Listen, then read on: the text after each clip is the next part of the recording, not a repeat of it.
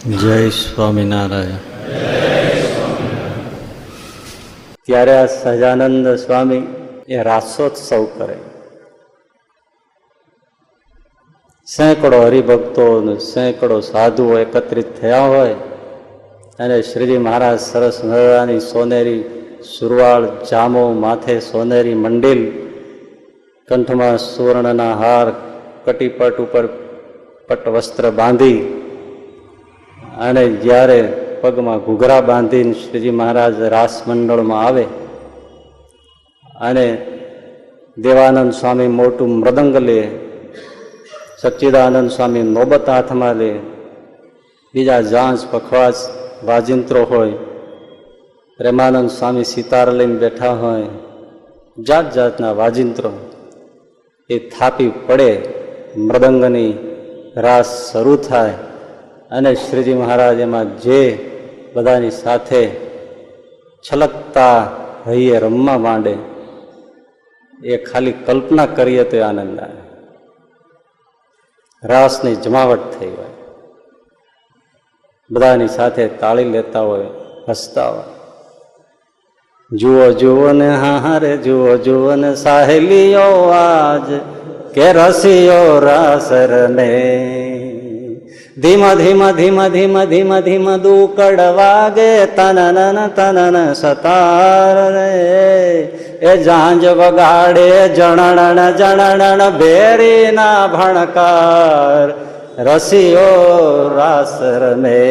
જુઓ જુઓ ને હારે જુઓ જુઓ ને સાહેલીઓ આજ રસીઓ રાસ રમે.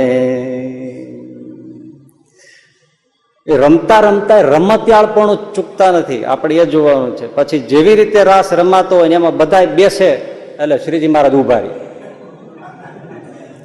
અને જ્યારે બધા ઉભા થાય ત્યારે પોતે બેસે.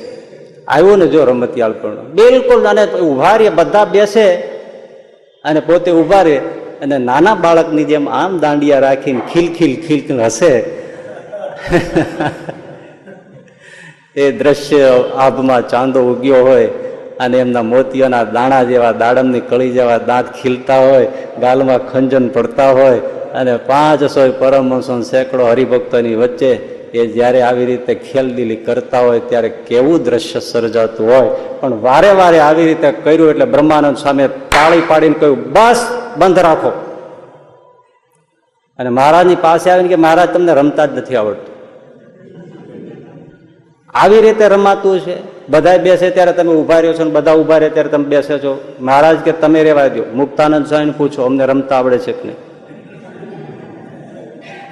મુક્તાનંદ સ્વામીને આવીને કે ના મહારાજ તમને રમતા આવડે છે ને એવું કોઈને આવડતું નથી.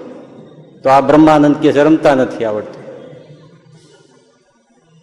મુક્તાનંદ સ્વામી કે મહારાજ તમે એટલા માટે બધા બેસે ત્યારે તમે ઉભા રહ્યો છો જેથી કરીને તમારી મૂર્તિમાં બધાની ચિત્તવૃત્તિ ખેંચાઈ જાય, એટલા માટે તમે ઉભા રહો છો. અને ફરીથી પાછી થાપી પડે.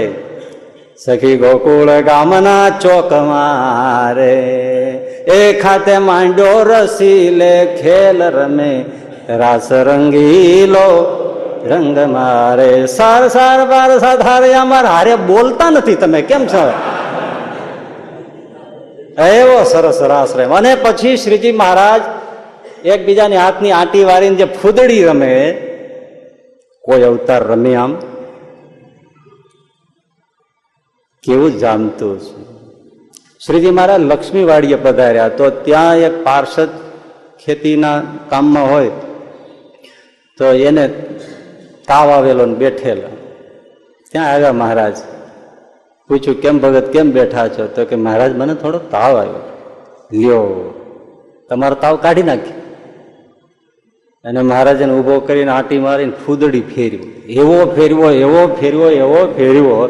હવે માંદા માણસને તમે 102-3 ત્રાવ હોય અને તમે આવું કરો તેને ગોટલા છોટલા નોખા થઈ જાય. એવો ફેરવો ને પછી મહારાજને મૂકી દીધો. એવો ગોથા ખાય વિચારો ફરતા ફરતા. પણ જેમ ફેર ઉતરતા ગયા તાવ નીકળતો ગયો, તાવ નીકળતો ગયો. ભગતને સાજા કરી દીધા. બોલો જાઓ ભગત હવે કરો જલસા.